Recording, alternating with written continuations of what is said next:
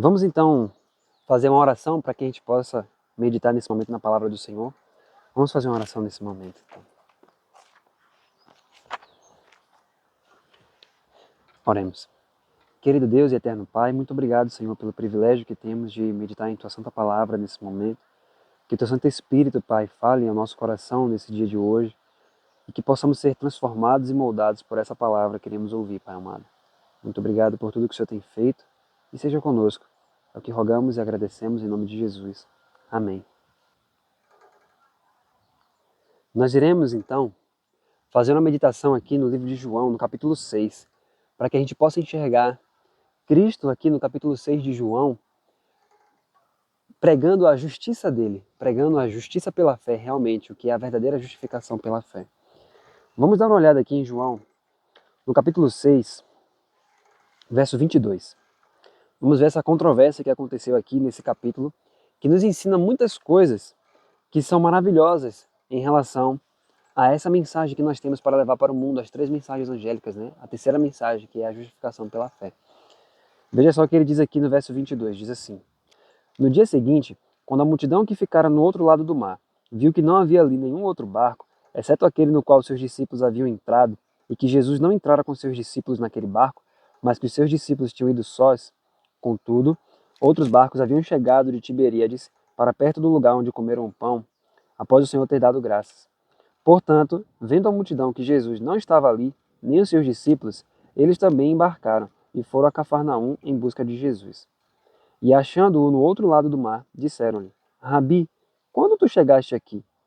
Jesus respondeu e disse-lhes: na verdade, eu vos digo que me buscais, não porque vistes milagres, mas porque comestes do pão e vos saciastes. Trabalhai não pela comida que perece, mas pela comida que dura para a vida eterna, a qual o Filho do Homem vos dará, porque a ele Deus o Pai o selou. Vamos parar aqui nesse verso para a gente analisar algumas coisas. Veja só, o que está acontecendo aqui, né? Que contexto Jesus estava vindo aqui quando ele falou essas coisas e qual era o centro, né, da controvérsia ali? Quando você volta para o início do capítulo 6 de João, você vai ver que Jesus Cristo ele multiplicou os 5 pães e os 2 peixes para 5.000 pessoas. E quando você olha isso, Jesus ele fala assim no verso 5. Então Jesus, levantando seus olhos e vendo que uma grande multidão vinha até ele, disse a Filipe: Onde nós compraremos pão para que estes possam comer? Então Jesus ele perguntou isso porque ele queria provar Filipe, né? Ele queria saber, né? Veja só o verso 6. Mas dizia isso para pôr à prova, porque ele bem sabia o que ia fazer. Então Jesus ele fez esse milagre e logo depois que ele fez esse milagre dos pães, no verso 16 diz: Chegando à tarde, seus discípulos desceram para o mar. E entrando no barco, foram para o mar em direção a Cafarnaum. E já era escuro e Jesus ainda não tinha vindo até eles. E o mar se levantou porque um grande vento assoprava. Tendo, pois, remado 25 ou 30 estádios, eles viram Jesus andando sobre o mar e aproximando-se do barco, e eles ficaram com medo. Mas ele lhes disse: Sou eu, não tem mais. Então Jesus ele tinha acabado de andar sobre as águas, ele tinha acabado de transformar, né, ali 5 pães e 2 peixes para alimentar uma multidão muito grande. E de repente, ele chega aqui no verso 22, e aí no dia seguinte, as pessoas começam a ir atrás dele. Então assim, olha só que coisa interessante, né? Isso aqui já nos mostra muita coisa sobre Jesus, o que a gente vai ver agora, e sobre a questão da justiça de Cristo, e o que essa história aqui diz para nós que estamos vivendo nesses últimos dias. Por quê? Se Jesus ele fosse uma pessoa orgulhosa, olha que coisa maravilhosa isso. Se Jesus fosse uma pessoa orgulhosa, uma pessoa que estivesse buscando fama, estivesse buscando ali coisas por vaidade, seja lá o que for, quando Jesus viu aquela multidão vindo até ele certamente louvaria aquela multidão por estar buscando a ele, dizendo assim: olha, realmente vocês têm que me buscar no sentido de eu sou uma pessoa que realmente mereço tudo isso que vocês estão aí fazendo. Mas ele não fez isso. Jesus sempre apontava sempre diretamente para o Pai. Só que tem um detalhe além disso. Quando aquela multidão veio, o que ele fez foi justamente fazer o seguinte. Ele disse: olha, vocês estão me buscando pelo motivo errado. Jesus ele não vai dizer, ele não vai lançar fora ninguém que venha a ele. Ele mesmo falou isso. Ele disse: todo aquele que vem a mim, de maneira nenhuma eu lançarei fora. Mas aqui nesse momento no capítulo 6 ainda também, Ele diz, olha, vocês estão me buscando pelo motivo errado. Vocês estão me buscando não pelos sinais que vistes, mas porque vocês comeram do pão e se saciaram. E aí logo depois que ele fala isso, ele diz assim, aqui vem a questão. Olha o que ele diz no verso 27. Trabalhai, não pela comida que perece, mas pela comida que dura para a vida eterna, a qual o Filho do Homem vos dará, porque a ele, Deus o Pai, o selou.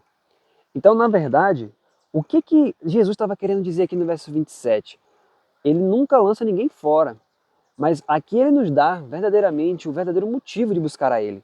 E veja que ele diz assim, trabalhai não pela comida que perece, mas pela comida que dura para a vida eterna. Que comida é essa que dura para a vida eterna? Aqui Jesus está se referindo à justiça dele. Como assim a justiça dele? O que isso aqui tem a ver com a justiça de Jesus? Veja só.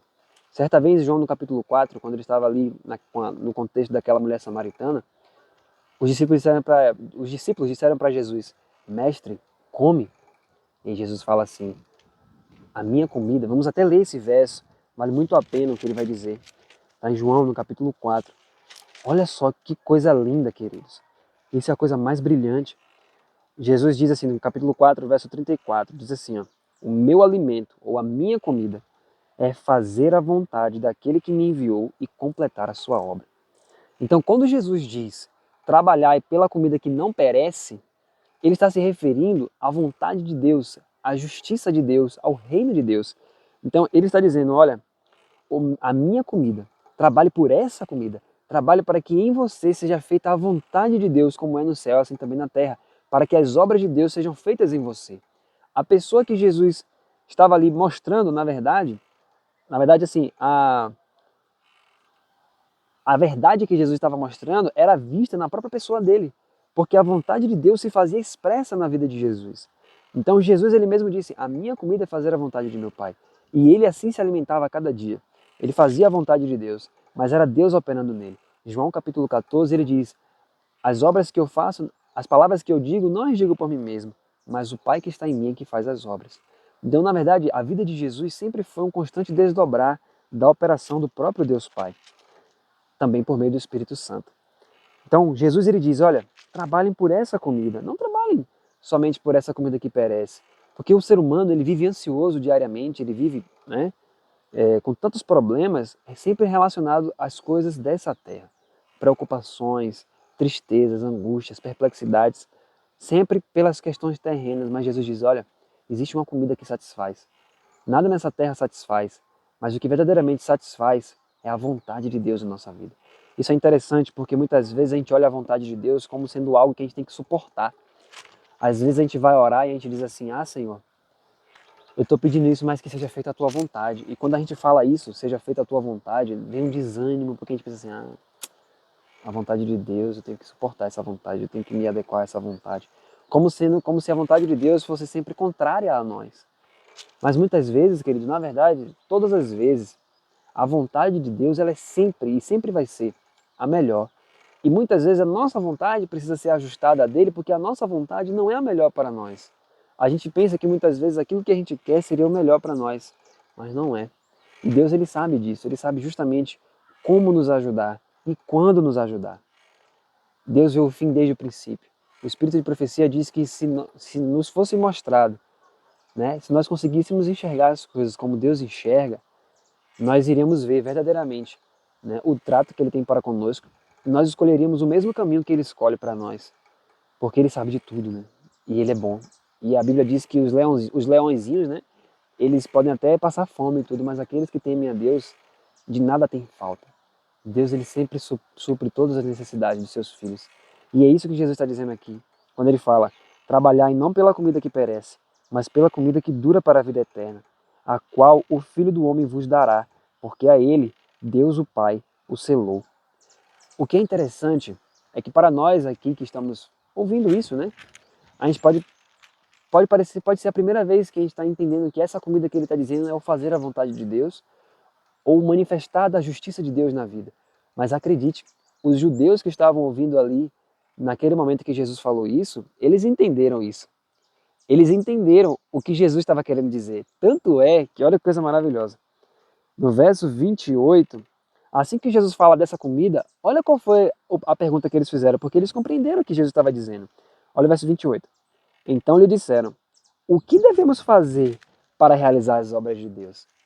Ou seja, eles entenderam o que Jesus estava dizendo. Eles entenderam qual era a comida que Jesus estava ali se referindo. Então eles disseram, Senhor, já que a gente não deve trabalhar somente pela comida que perece, mas a gente tem que realmente trabalhar com afinco pela comida que vai, né, que vai permanecer para sempre, nos diga como fazer isso. E aí a pergunta que eles fazem é, como realizar as obras de Deus verdadeiramente? Como realizar essas obras? E aí Jesus diz, olha só, no verso 29, Jesus respondeu e disse-lhes, esta é a obra de Deus, que creiais naquele que ele enviou. Olha só, quando a gente vê aqui no verso 29, ele diz, a obra de Deus é simples, que creiais naquele que ele enviou. Mas ele tinha acabado de falar aqui no verso 27, quando ele diz para trabalhar não pela comida que perece, olha o que ele fala no final do verso. Ele diz, trabalhe mais pela comida que dura para a vida eterna, a qual o Filho do Homem vos dará. Então, na verdade, a graça de Deus, ela nos dá todas as coisas referentes à vida e à piedade. Então ele mesmo disse, olha, qual é a sua parte nessa obra? O que você precisa fazer para realmente fazer as obras de Deus? Será que você precisa ali, pelo seu esforço próprio, tentar crescer ali para fazer as obras de Deus? Não. Jesus poderia ter dito isso, mas ele disse, a obra de Deus é esta, que creiais naquele que ele enviou. O que isso significa? Será que eu tenho que viver uma vida onde eu vou simplesmente me sentar e acreditar que Jesus vai fazer tudo por mim? Gente, para a gente responder isso, você tem que olhar apenas para a vida de Jesus e você vai ver. Como que Jesus conseguiu viver uma vida sem pecado durante 33 anos? Jesus, ele diariamente buscava ao Pai, ininterruptamente. Em todos os momentos ele estava ali em oração. Ele sempre esteve ali buscando a Deus. Ele não simplesmente se sentava e esperava que as coisas acontecessem no mundo espiritual. Muito pelo contrário, Jesus passava noites em oração. Jesus estudava as Escrituras como nunca. Já desde tenra idade, ele já sabia passagens de cor das Escrituras e não era meramente coisas, teorias que ele guardava na memória, mas era a palavra do Deus vivo. Ele sabia que o poder residia todo na palavra. Então, quando ele diz assim, olha, a obra de Deus é esta, que criais naquele que ele enviou. Ele está dizendo, olha, a comida que você precisa, quem vai te dar é o Filho do Homem. Então, ou seja, para viver a vida de Deus, para viver uma vida sem transgredir a lei de Deus, somente se o próprio Deus viver essa vida em você. Nós, seres humanos, não podemos nem mesmo mensurar a justiça de Deus, quanto mais viver essa justiça. Então, o que Jesus está dizendo é, você precisa crer. O que é crer? Crer não envolve somente acreditar, mas confiar, se lançar a essa palavra. É realmente crer que quando Deus fala assim, sede santos porque eu sou santo, essa palavra que está sendo proferida, essa palavra tem poder para fazer isso. E o que é que Deus requer de nós? Que busquemos a sua santa face. Como o salmista disse assim, ele falou, ao meu coração me ocorre, buscai a minha presença. E ele disse, buscarei, pois, Senhor, a sua presença.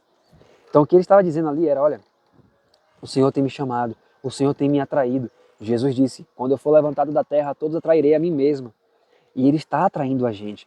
Mas, queridos, nós precisamos atender a esse pedido, atender a esse chamado. Nós precisamos decidir hoje que realmente vamos buscar ao Senhor, vamos buscar a sua santa face, vamos nos arrepender, vamos chorar pelos nossos pecados, vamos jejuar, vamos pedir ao Senhor arrependimento. Em Atos, no capítulo 5, diz que Jesus morreu e ressuscitou para dar a Israel o arrependimento dos seus pecados. Eu não posso simplesmente hoje chegar e dizer assim, eu vou me arrepender dos meus pecados, porque eu não tenho poder para fazer isso. Até o arrependimento é graça, é dado. Então por isso que ele diz, olha, creia que o Filho do Homem vai te dar tudo isso. O que é que nós precisamos para a vida cristã ser uma vida vitoriosa? Primeiro passo, precisamos nos arrepender. Mas nós não temos como nos arrepender, precisamos pedir a Jesus, Senhor, me faz arrepender dos meus pecados, me dá o arrependimento, porque eu não posso me arrepender por mim mesmo. Precisamos de santidade, de justiça, e só Ele pode dar. Senhor, dá-me a sua santidade, Senhor. Dá-me a tua justiça, Senhor. Eu não tenho nada, eu não tenho absolutamente nada, só o Senhor pode me dar. E Ele prometeu, a qual o Filho do Homem vos dará. O Filho do Homem vai dar essa justiça. Veja só o que ele diz agora no verso 30, na continuação, ele diz assim, disseram-lhe, pois, que sinal, pois, fazes tu para que o vejamos e creiamos em ti? O que tu operas? Olha só, isso é estranho. Por que é estranho? Porque essas mesmas pessoas que perguntaram isso no verso 30 foram as mesmas pessoas que tinham acabado de ver Jesus transformar 5 pães e 2 peixes em milhares de pães. Se você parar para pensar nisso, significa que nem aqueles 5 pães e 2 peixes se acabaram, porque ele multiplicou tanto que sobrou. Então nem foi usado aqueles 5 pães e 2 peixes. E essas mesmas pessoas falaram o seguinte: olha, mas que sinal o Senhor faz para que creamos em Ti? Que Tu operas? Olha o argumento agora que eles vão utilizar diante de Jesus. Verso 31. Nossos pais comeram o maná do deserto, como está escrito, deu-lhes a comer o pão do céu. Então Jesus disse: na verdade eu vos digo, Moisés não vos deu o pão do céu, mas meu Pai vos dá o verdadeiro pão do céu. Veja só, por que Jesus responde isso aqui? Quando eles perguntam isso para Jesus, eles estão dizendo o seguinte: Jesus, o Senhor está dizendo aí sobre que o Senhor faz essas coisas, que o Pai está em ti e tudo isso, mas que sinal o Senhor faz? Lembrando que Jesus já tinha feito um grande sinal ali para eles. Que sinal o Senhor faz? E qual foi o argumento que eles utilizaram? Moisés. Eles estavam dizendo assim, ó, Moisés é maior do que tu, Jesus. Isso é interessante, porque se você for ler o livro de Hebreus, você vai ver lá que o apóstolo está dizendo o seguinte: olha, Jesus é maior do que Moisés. E ele fala justamente isso na epístola para os Hebreus, porque o povo judeu, eles tinham esse costume de exaltar Moisés, e foram exatamente o que eles fizeram aqui diante de Jesus. Eles exaltaram Moisés e disseram: olha, você é maior que Moisés? E aí Jesus disse: olha, não foi Moisés que fez, foi meu Pai que vos dá o verdadeiro pão do céu. Isso aqui já é uma outra lição que Jesus está dando para nós. Por quê? É muito comum a gente olhar para a vida de Davi, de Salomão, de Sansão, de outras pessoas e dizer: olha o que Davi fez, olha só, mas nunca foi sobre Davi, nunca foi sobre Sansão, nunca foi sobre Salomão e nunca foi sobre Moisés. O que Jesus está dizendo é: não foi Moisés que deu para vocês o pão, foi meu Pai. Então, quando nós olhamos para as Escrituras, ali é a palavra de Deus, nós temos que enxergar Deus falando conosco.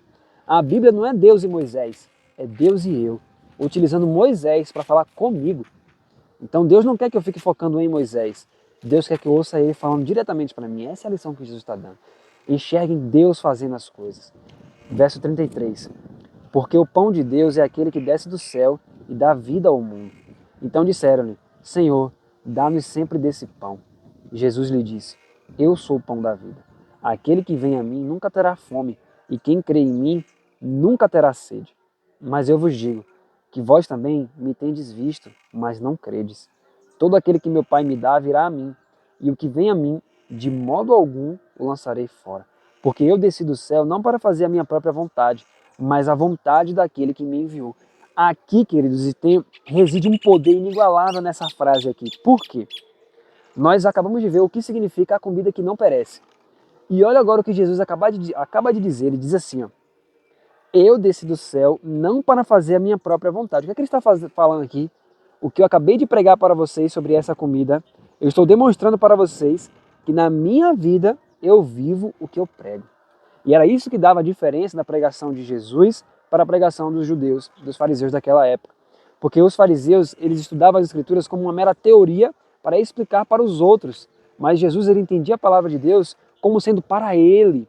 Ele lia a palavra de Deus como sendo para ele. Então ele diz: eu não vim fazer a minha vontade, mas a vontade daquele que me enviou. Ou seja, em outras palavras, a mesma de João capítulo 4.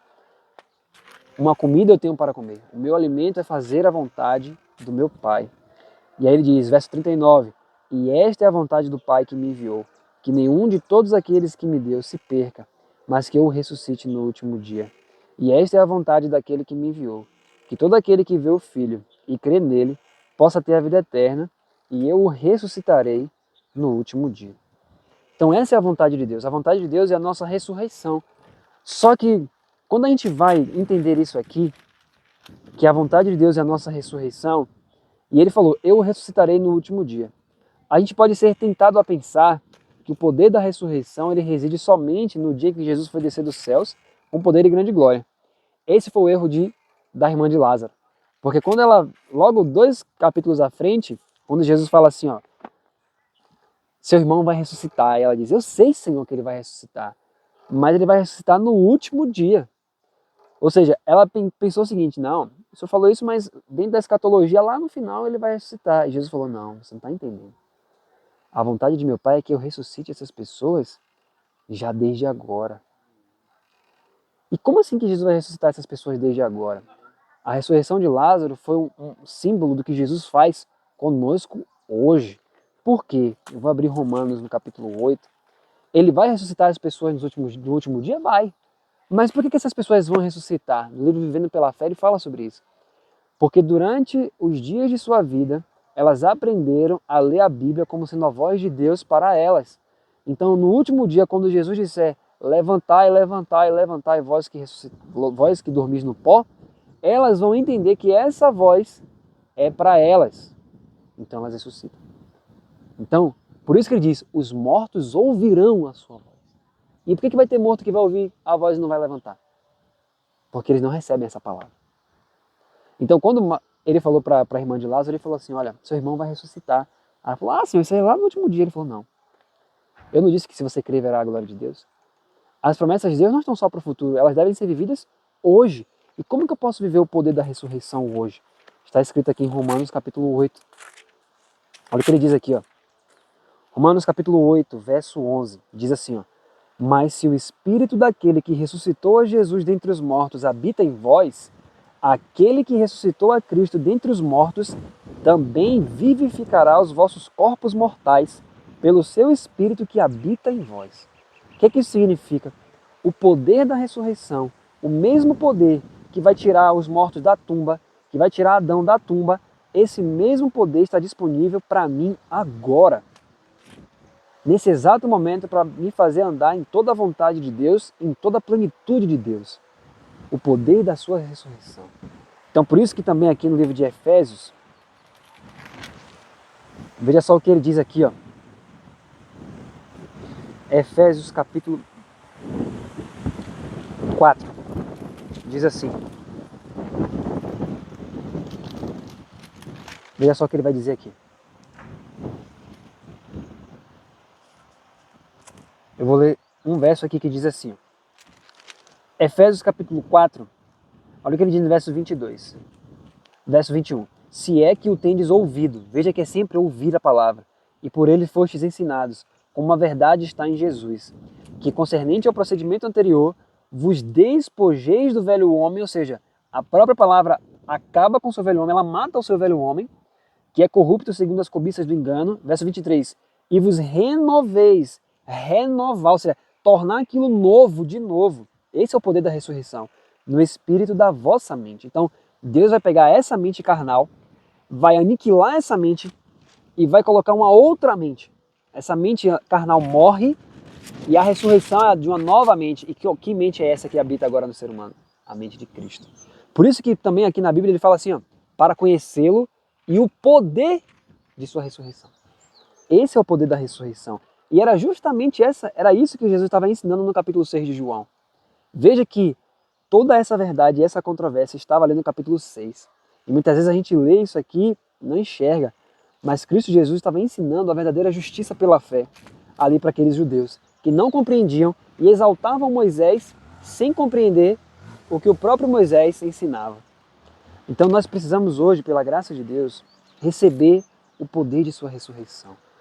E trabalhar não pela comida que perece, mas pela comida que vai ficar até a vida eterna. E Jesus prometeu, eu vou te dar essa comida. E que nós possamos, pela graça de Deus, receber esse poder da ressurreição hoje. E verdadeiramente se alimentar com a verdadeira comida. E que Deus nos abençoe.